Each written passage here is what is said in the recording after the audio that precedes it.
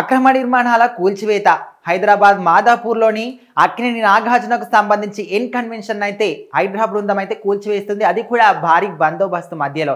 So మరి దీనికి సంబంధించి అక్కడ తుమ్మిడి చెరువును కబ్జా చేసి ఈ భారీ నిర్మాణాలు అయితే నిర్మించారు అనే విధంగా కూడా అధికారులకు ఫిర్యాదులు అందాయి. అది కాకుండా 1-2 ఎకరాలు కాకుండా సుమారుగా 3.5 ఎకరాలలో ఈ ప్లేస్ని అయితే కబ్జా చేసి ఈ నిర్మాణాలు నిర్మించారు అనే విధంగా కూడా అధికారులకు ఫిర్యాదులు అందాయి. సో మరి ఫిర్యాదులు అందిన వెంబడే వాళ్ళు కూడా యాక్షన్ తీసుకోవడం, రియాక్ట్ అవ్వడం కూడా జరుగుతుంది. సో మరి భారీ బందోబస్తు మధ్యలో అక్కినేని నాగార్జునకు సంబంధించి ఎన్ కన్వెన్షన్ అయితే కూల్చివేయడం జరుగుతుంది. సో ఇప్పటి వరకు కూడా అధికారులు కూల్చివేత చేపట్టినప్పటికీ అక్కినేని నాగార్జున కావచ్చు, వాళ్ళ ఫ్యామిలీకి సంబంధించిన వాళ్ళు కావచ్చు, ఎవరు కూడా ఇంతవరకు రియాక్ట్ కాలేదు. సో మరి ఎందుకు రియాక్ట్ కాలేదు అనుకుంటే చాలా మంది కూడా అది నిజంగానే అక్రమ నిర్మాణాలేమో, అందుకోసం అని ఇంకా రియాక్ట్ కావడం లేదనే విధంగా కూడా ఇంకొంతమంది అనుకుంటుంటే, ఇంకొంతమంది ఏంటంటే అసలు హీరో నాగార్జున ఏంటి అక్రమ నిర్మాణాలు చేయడం ఏంటి అని ఇంకొంతమంది అనుకుంటున్నారు. అండ్ ఇంకొంతమంది ఎట్లా అంటే అసలు ఎవరైనా వేరే వాళ్ళు కబ్జా చేసి ఆ ప్లేస్ని ఈయనకు అమ్ముండొచ్చు కదా అనే విధంగా కూడా ఇంకొంతమంది అనుకుంటున్నారు. ఇలా రకరకాల అనుమానాలు, రకరకాల క్వశ్చన్స్ అయితే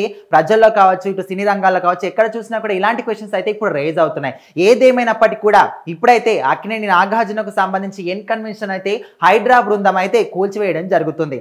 అయితే ముఖ్యంగా ముఖ్యమంత్రి సీఎం రేవంత్ రెడ్డి అయితే ఎందుకు ఈ నిర్ణయం తీసుకున్నాడంటే చాలా మటుకు ఇలాంటి కబ్జాల బారిన ఎలా అయితే చెరువులు, కుంటలు కబ్జాల బారి నుంచి బయటపడాలి అంటే చెరువులను కాపాడాలి, గ్రామాలు సురక్షితంగా ఉండాలి, అండ్ ఏవైతే విపత్కర పరిస్థితుల్లో హైదరాబాద్ నగరంలో వరదలు కావచ్చు, ఇల్లు మునిగిపోవడం కావచ్చు, ఇలాంటివన్నీ కూడా వచ్చినప్పుడు వాటికి సంబంధించి వాటికి కూడా అండగా ఉండాలి, అసలు అలాంటివి జరగకుండా చూసుకోవాలని ముఖ్య ఉద్దేశంతోనైతే అసలు ఇలాంటి కబ్జాల నిర్మాణాలను, అక్రమ నిర్మాణాలను నిర్మూలించే విధంగా సీఎం రేవంత్ రెడ్డి ఈ నిర్ణయం తీసుకోవడం, హైదరాబాద్ బృందాన్ని ఏర్పాటు చేయడం, సో వాళ్ళు కూడా వెంటనే ఇలాంటి ఫిర్యాదులు అందినప్పుడు వెంటనే రియాక్షన్ అవ్వడం, సో ఇలా కూల్చివేయడం, ఇలాంటివన్నీ కూడా చకచకా జరిగిపోతున్నాయి. సో మరి ఏదేమైనప్పటికీ కూడా చాలా మంది ముఖ్యంగా రాజకీయ నాయకులు ఇలాంటి కబ్జాలు కానీ ఇలాంటి అక్రమ నిర్మాణాలు చేపడుతూ ఉంటారు. ఎందుకంటే వాళ్ళ ఏరియాకి సంబంధించి సరౌండింగ్స్ ఏరియాలు మొత్తం కూడా వాళ్ళ చేతిలో, వాళ్ళ గుప్పిట్లో ఉంటాయి. కాబట్టి ఇలా ఎక్కడైతే చిన్న చిన్న చెరువులు కానీ కుంటలు కానీ ఉంటాయో వాటన్నింటినీ కూడా కబ్జాలు చేయడం, అక్కడ భవనాలు, అపార్ట్మెంట్స్ నిర్మించడం, మాల్స్ ఏర్పాటు చేయడం,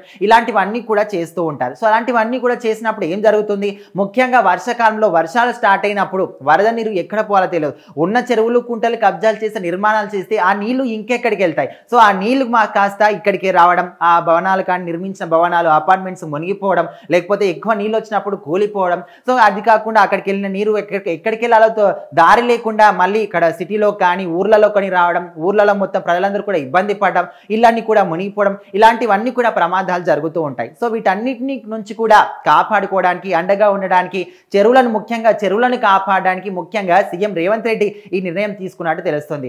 మరి చూస్తుందాం ఇప్పుడైతే అక్కినేని నాగార్జునకు సంబంధించి ఎన్ కన్వెన్షన్ అయితే అక్కడ కబ్జాగా చేసి అక్రమ నిర్మాణాలు నిర్మించడానికి ఫిర్యాదులు అందిన వెంబడే వాళ్ళైతే రియాక్ట్ అయ్యి కూల్చివేయడం జరుగుతుంది. మరి ఈ కేసుల్లో ఇంకెంతమంది బయటపడతారు, ఇంకెంతమంది సినీ ప్రముఖులు కావచ్చు, రాజకీయ ప్రముఖులు కావచ్చు, ఇంకెంతమంది అక్రమ నిర్మాణాలు బయటకు వస్తాయనే విధంగా చాలా మంది ఎవరైతే కబ్జాదారులు ఉంటారో, అక్రమ నిర్మాణాలు నిర్మిస్తారో వాళ్ళ వెన్నులో వణుకు పుట్టే విధంగా సీఎం రేవంత్ రెడ్డి చేస్తున్నాడని చెప్పుకోవచ్చు. సో ఓవరాల్ గా ఏదేమైనప్పటికీ చూస్తుందా మరి ఇంకెంతమంది బయటకు వస్తారు, ఇంకెంతమంది అక్రమ నిర్మాణాలు బయటకు వస్తాయి, ఇదే విధంగా అందరి బయటపడినప్పుడు కూడా ఇదే విధంగా గవర్నమెంట్ రియాక్ట్ అవుతుందా, కూల్చివేస్తుందా, మనందరం కూడా చూస్తూ ఉండాలి.